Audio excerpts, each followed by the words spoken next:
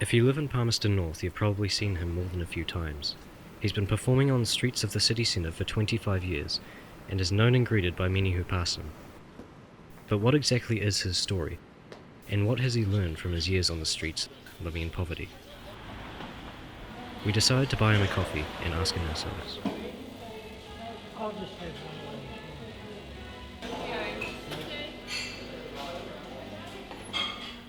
Do you mind introducing yourself, name My and name's age? Mike Newman. I'm 65 years old. I'm on the pension. I've been on the pension just a few months. I come from a varied background. I did a lot of farm work when I was working. Labour, just a farm labourer. Do you mind telling us a little about what you do now? My juggling started in 91 really, when I got out on the street. I could do one basic move. And from then I learnt quite a bit from other people. Other people showed me all sorts of things that I could do with 3 juggling balls.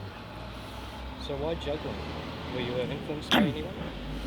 No, I saw a man by the name of Sukra, who was an excellent juggler, and I was impressed by what he was doing, so I decided to take it up. But it's a very relaxing thing to do. It's good for you. It's good for you physically. It's not too good for your mental state, but it's good for your physical state.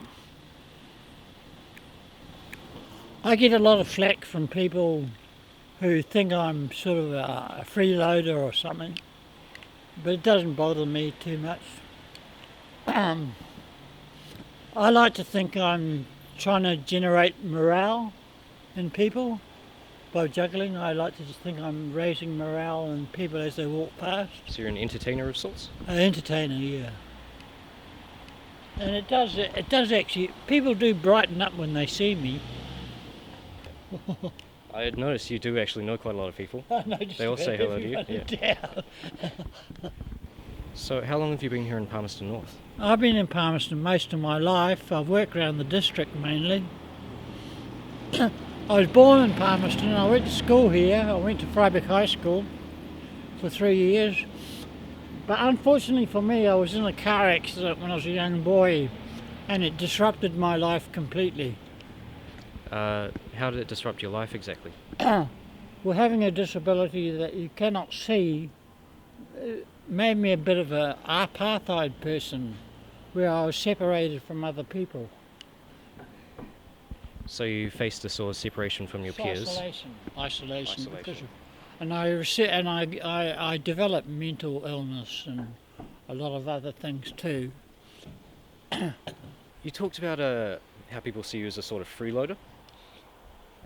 Yeah. Do you know of any homeless people or people in similar situations than you? Yeah, I do. I know them all actually. A lot of those homeless guys have got friends. They've got homes to go to. They've got family. They've got everything, and they do the begging thing out of choice because it's an easy way out. Easy income, you'd say? Or Yeah, just... easy income. Yeah. That's not the case for you.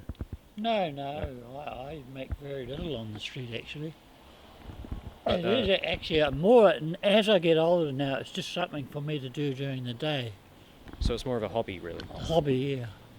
Do you stay anywhere? Like, do Yeah, you have a home? I'm boarding in a house in a street in town here. I was told you used to stay at the Shepherd's Rest Trust. Oh yeah, I did. Yeah. I stayed there for 7 years. I didn't like it very much because there were some tough and rough guys staying there, and you didn't know where you stood. And I got hit on the head a few times. So you're actually abused there. Abused, yeah, physically. Yeah. Do you enjoy where you're currently boarding at the moment? Yes, I do. I do like it there. One of the guy that's running the place is very straight and forward and honest. So would you say you're pleased with your lifestyle overall? No, I'm not actually pleased with it. I like to do a lot of number of other things. I've always been interested in the arts, mainly drama and dance, which I did when I was a younger person. But I'm getting a bit old now to do it now. But I can turn my hand to other arts like poetry and music. I play the piano and I do write a bit of poetry. You write poetry? I write poetry. Have you memorised any? Could you recite some for us? I'll recite you one. It's called Olivia. Her movements are subtle, going east from the cabbage tree through the gate to the river, where the eel drift and turn like underwater lions shaking the devil. The devil had merely peered into the whale's eye. Olivia had the guts to walk down its throat into the belly. She will be working all day Sunday on the land by the river and down to the sea. And she followed the road to the house on the hill and drank sweet tea until the call of dark. That's one of mine. That's probably my best poem. That was actually very good, yeah. I actually come from the very wrong background to be an artist. I didn't have the background to be an artist at all, or get even into the arts. It's just that I was so stubborn when I just stuck my head down and just went for it. So it was a passion for you? Just a passion, yeah. Right, so you said you had quite a poverty-stricken childhood. Yeah. Would you mind talking a bit about your family? Yeah, I come from a very poor family. My father was a share milker, a returned serviceman. When he returned from overseas fighting in the Second World War, he was a very disturbed man. He was very angry and he said he wanted to forget what he went through over there. But I think it had a big effect on him all right for the rest of his life. He had no feeling, he never showed his feelings to anyone, even his wife or children. And I would say he was a very hard, cruel man, but the war had made him like that. He was a painter and paper hanger when he came back from overseas after he left farming. He did that for a wee while. And then he became invalided. He had a couple of strokes and he died. My mother was a dressmaker. She used to take and make clothes for people. And all my brothers, I had two brothers and a sister. They all went into the trades. Carpenter, paper, and my sister was a hairdresser. I had a bit of a break. I started out in banking, but I couldn't cope with my disabilities. Do you still have a relationship with your family? No, it's all gone now.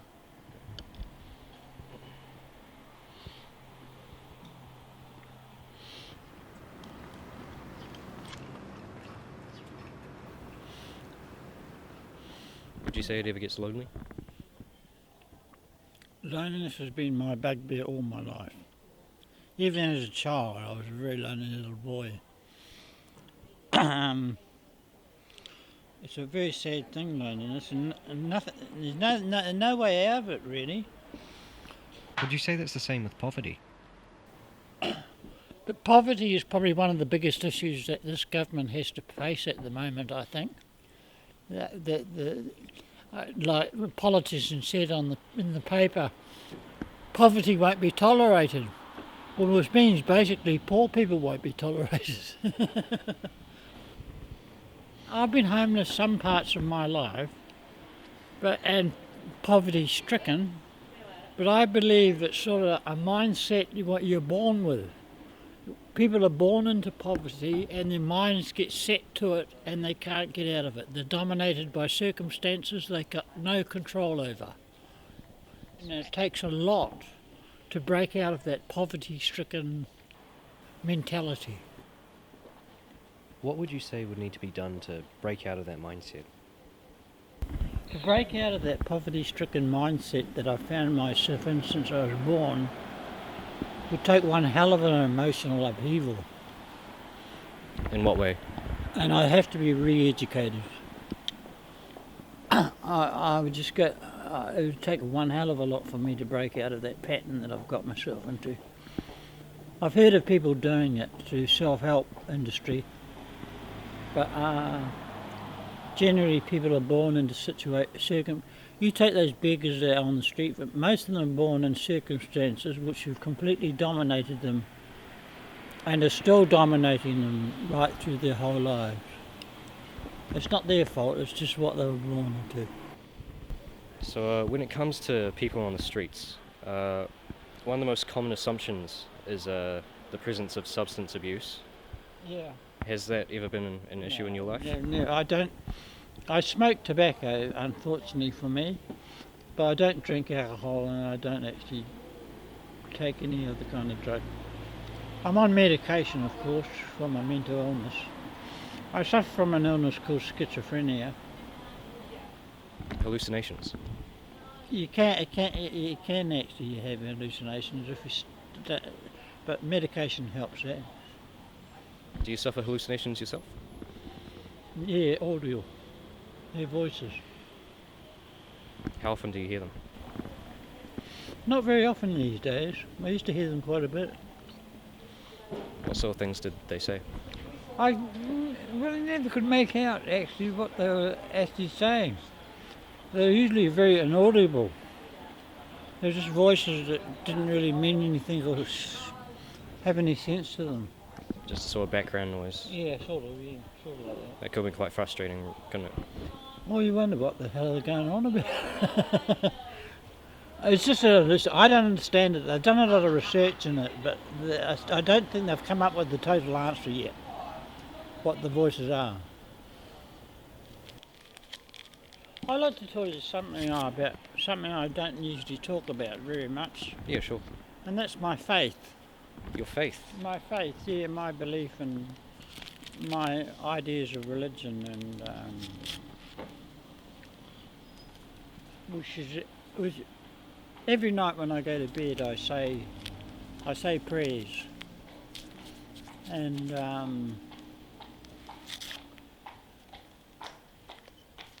I have a sort of religious beliefs, which is the foundation of what I am, my whole existence. So, is that belief Christianity, or? It's not actually, I wouldn't say it was Christianity so much as my own knowledge and experience through living. I believe there's one God, but it is impossible to contact him because he's so sublime and absolute that even if we were presented with his presence, we would become non-existent because we couldn't bear to be anywhere near him. So, but we can actually call on him for help, and he will assist us. Would you say he's helped you in a way? Yes, he has. Very much so.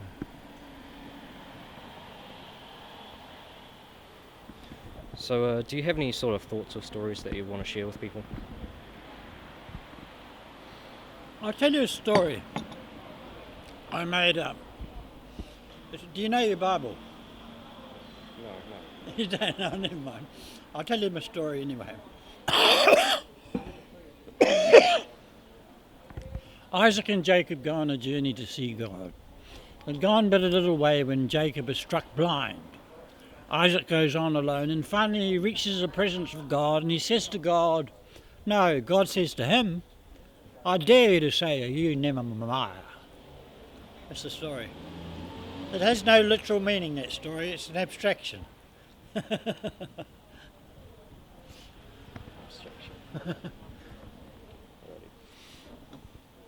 Is there anything else at all that you'd like to share? Any thoughts? Oh, I just enjoyed being with you guys, so it's been really good. I love young people. I've got on with young. I actually have got something in common with young people of today. What's that? Very much. Just the complete. The complete universality of life today for young kids. In my day it wasn't, it was very secular. But kids of today are living in a very universal world. The earth is nothing. It's just like one state now. But years ago it was a whole lot of conglomerations. But most people growing up today think earth is one state, one village. That's a great help. That's a great help. So, in the many years you've lived in Palmerston North, how would you say you've contributed to the city? I got involved in the survivor psychiatric movement quite a bit. I was the director of the Psychiatric Sufferers Union for a while, and we did a lot of work with institutions around town. Bit of stirring. So you actually, you yourself helped people with mental illness around town? I see myself as a bit of a wounded healer. Naturally, without even trying to, I do think I have a beneficial effect on other sufferers, without even knowing it. Because I've been through it and I've come out the other side. I'm still in one piece, I'm still happy, I'm still alive. So tying in with that religious aspect, you could say you're a bit of a saint, couldn't you? Flawed saint, not perfect by any means.